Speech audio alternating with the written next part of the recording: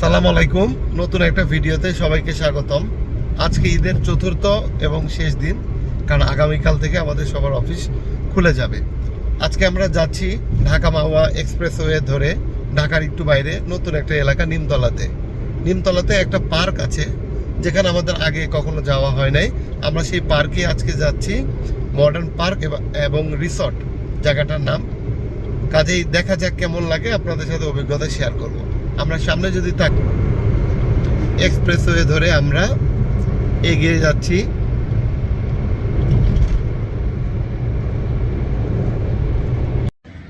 অবশেষে আমরা পৌঁছে গিয়েছি মডার্ন পার্ক এবং রিসোর্টে। এটা আগে বলেছিলাম যে নিমতলা, ঢাকা মাওয়া এক্সপ্রেসওয়ের নিমতলাতে অবস্থিত। এই পার্কের সামনে যদি তাকায় আমরা পাচ্ছি নিমতলা রেলওয়ে স্টেশন। ঢাকা থেকে দক্ষিণবঙ্গগামী ট্রেনগুলো এই স্টেশনে থামে এবং সামনে এক্সপ্রেসওয়ে জায়গায় এই পার্কটা করা হয়েছে। আমরা 50 টাকা প্রবেশ ফির বিনিময়ে পার্কে এখন ঢুকবো এবং ভিতরে কেমন লাগে আপনাদের সাথে শেয়ার করব। পার্কের মধ্যে ঢুকে আমরা বাচ্চাদের বিভিন্ন রাইডস দেখতে পাচ্ছি।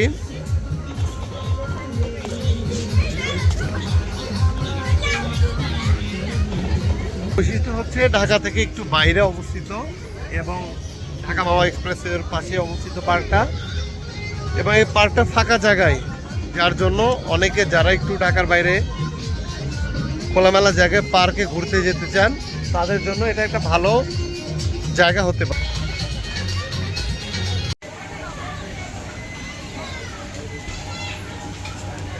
বড় মানুষেরও এখানে দোলনা খাওয়ার ব্যবস্থা আছে এবং আমার পিছনে একটা ক্যাফে দেখা যাচ্ছে। খুব সম্ভবত এই ক্যাফেতে বিভিন্ন ধরনের খাবারের ব্যবস্থা আছে। আমরা আমাদের সাধ্যমতো যার যেমন প্যাকেজ নিয়ে এখানে দুপুর এবং রাতের খাবারের ব্যবস্থা আছে।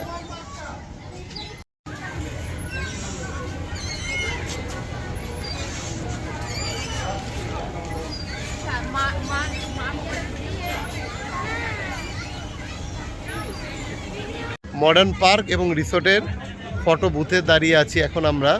দেখা যাচ্ছে যে এই রিসোর্টে এবং পার্কে যারাই ঘুরতে আসছে এই জায়গাটাতে সবাই ছবি তুলছে।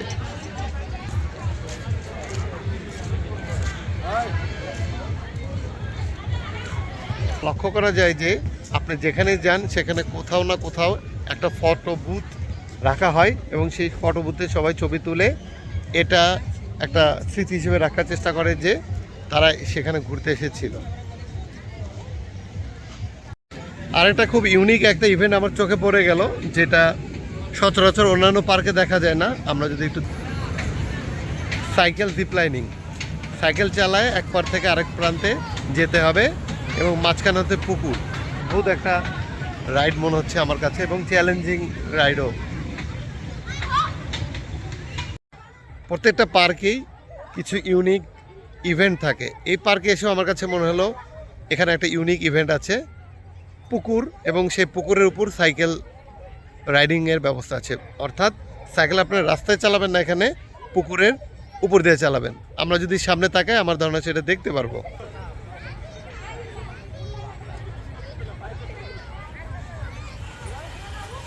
সাইকেল চলছে, তবে রাস্তায় না, পুকুরের উপর দিয়ে।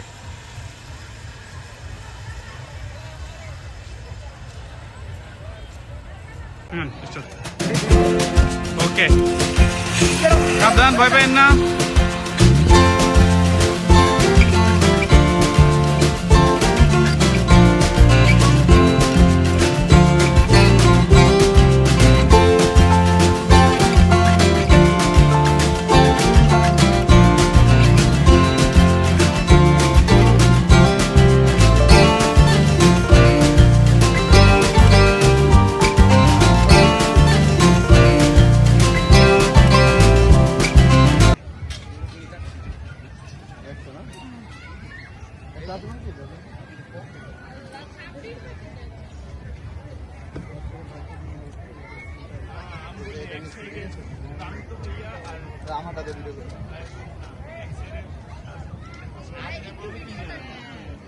ভিডিও চালু আছে। হ্যাঁ, তোমরা দুজন কি এই জানো? আরে ভাই ঠিক আছে।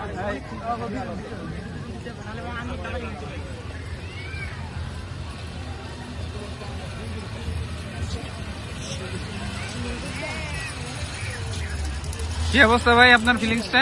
অনেক ভালো ভাই। ভয় পাইছেন মাঝখানে যায়? ভয় তো সবাই পায়, ভয়ের পরে জয়। যে কোনো শিশু পার্কে আপনি যান, একটা জিনিস কমন পাবেন, ট্রেন। বাংলাদেশের মানুষ ট্রেন পছন্দ করে। এই পার্কেও আমরা যেদিকে যাচ্ছি ট্রেনের রাইড দেখতে পাচ্ছি। এই জন্যই বাংলাদেশে আমরা ঈদে যখন কোথাও বেড়াতে যাই ট্রেনের টিকিট পাওয়া যায় না, কারণ বাংলাদেশের মানুষ ট্রেন পছন্দ করে এবং যারা শিশু পার্কে বেড়াতে আছে তারাও ট্রেন পছন্দ করেন। এই পার্কের সামনে ঢাকা মাওয়া এক্সপ্রেসওয়ে, তার সামনে নিমতলা রেলওয়ে স্টেশন এবং মডার্ন গ্রিন সিটির নিজস্ব ব্যবস্থাপনার কিছু জায়গা, যেখানে তারা এই পার্কটি গড়ে তুলেছেন।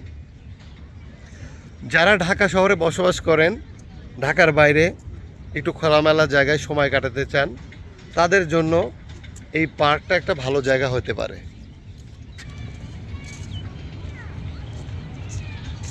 এই পার্কের লোকজন তাদের নিজস্ব জায়গাতেই বিভিন্ন রাইডের ব্যবস্থা করেছেন, যাতে মানুষজন এসে ঘুরে বেড়াতে পারে এবং রাইডগুলো উপভোগ করতে পারে। বাচ্চাদের খেলাধুলা বিভিন্ন রাইড এখানে দেখা যাচ্ছে এই পার্কের মধ্যে, এবং দেখা যাচ্ছে একটা বড় ফুটবল খেলার মাঠ। যে কেউ চাইলে এখানে ফুটবল খেলতে পারবেন এবং বিগুলো আছে সেগুলোও উপভোগ করতে পারবেন।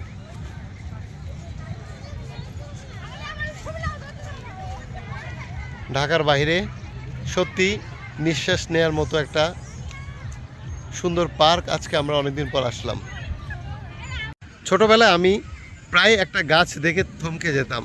আমি যখন বিভিন্ন বনে বাজারে বা একটু জঙ্গলে যেতাম, এই গাছটাকে দেখতে পারতাম। আজকে অনেকদিন পর সেই গাছটাকে আবার আমি এখানে এই পার্কে বেড়াতে এসে দেখলাম। লজ্জাবতী গাছ। আমি যদি একটু টাচ করি, গাছটার পাতা লজ্জা পেয়ে গুটিয়ে যায়।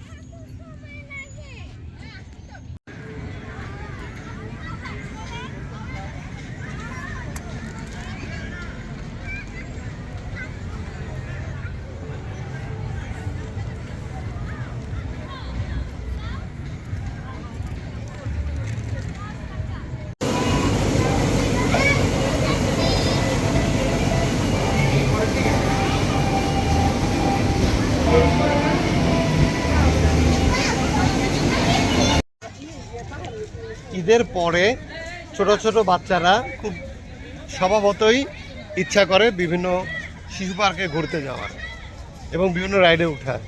এখানে অনেক অনেক রাইড আছে।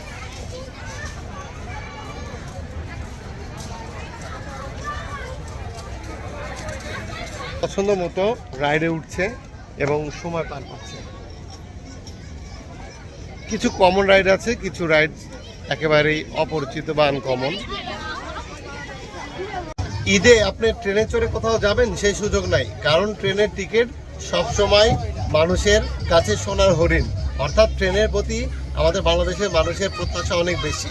আমরা এখন এই পার্কে এসে একটা টয় ট্রেনে উঠেছি, এখানকার মানুষেরও প্রত্যাশা অনেক বেশি। বাইরে অসংখ্য মানুষ দাঁড়িয়ে আছে। এখন এই ট্রেনের ভিতরে বসে আছি। আমরা এই ট্রেনে চড়ে এখন ঘুরতে যাব। দেখা যাক কোথায় নিয়ে যায় ট্রেন আমাদেরকে। ঝুকুর ঝুকুর ঝুকুর ঝুকুর করে আমরা এখন ট্রেনে চেপে ঘুরে বেড়াচ্ছি। বর্তমান সময়ে ট্রেনের টিকিট পাওয়া এটা একটা সোনার হরিণ পাওয়ার সমান। তারপরে আমরা ট্রেনের টিকিট ম্যানেজ করে ট্রেনে চড়েই ঘুরতে যাচ্ছি।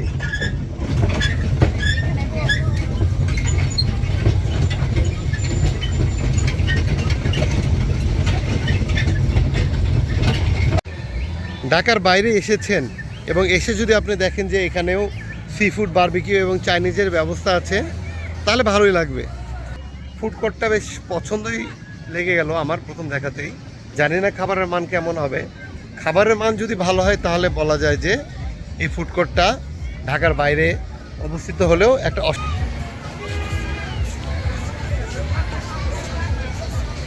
এখানকার বিশেষত্ব আরেকটা মনে হলো, গাছের উপর বসে খাওয়ার ব্যবস্থা আছে। আপনি চাইলে এখানে টারজান স্টাইলেও খাবার খেতে পারবেন।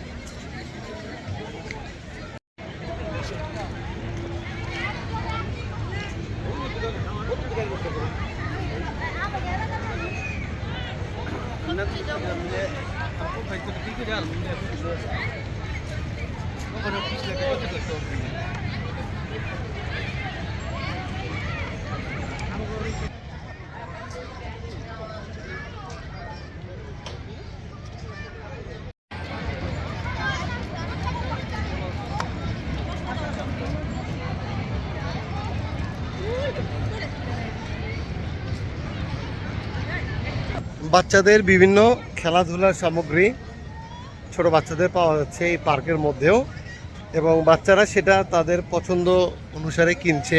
যে কি পছন্দ হলো মা তোমার?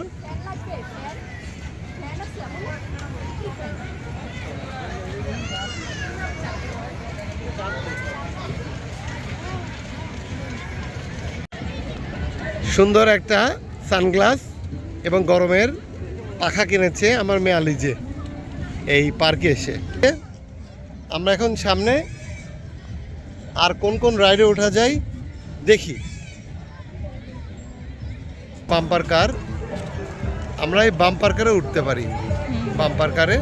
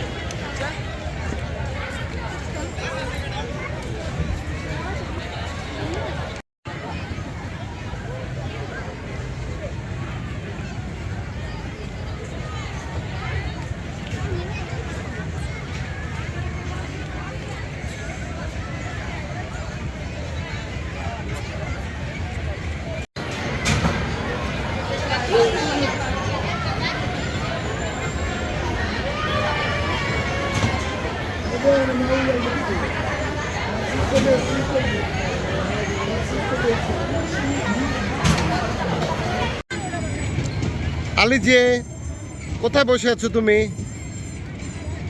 আলাদিনের জিন যে কোনো সময় বের হয়ে যাবে, বুঝতে পারছো? আলাদিনের জিন দাঁড়ায় আছে। পরন্ত বিকেল, সবাই ঘোরাঘুরি করছে, ছবি তুলছে। আমরা আলাদিনের জিনের সামনে।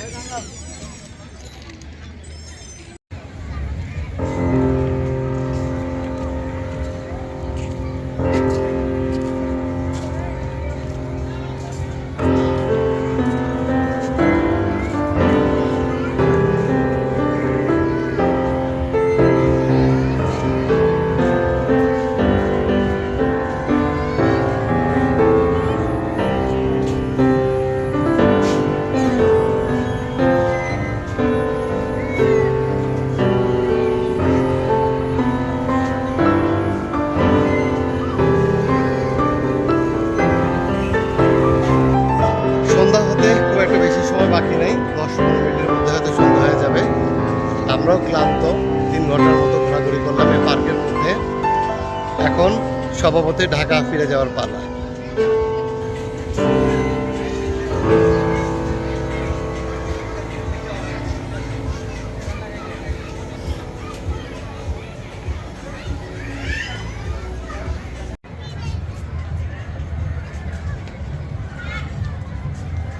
আলিজে আমরা কোন দিক দিয়ে বের হব?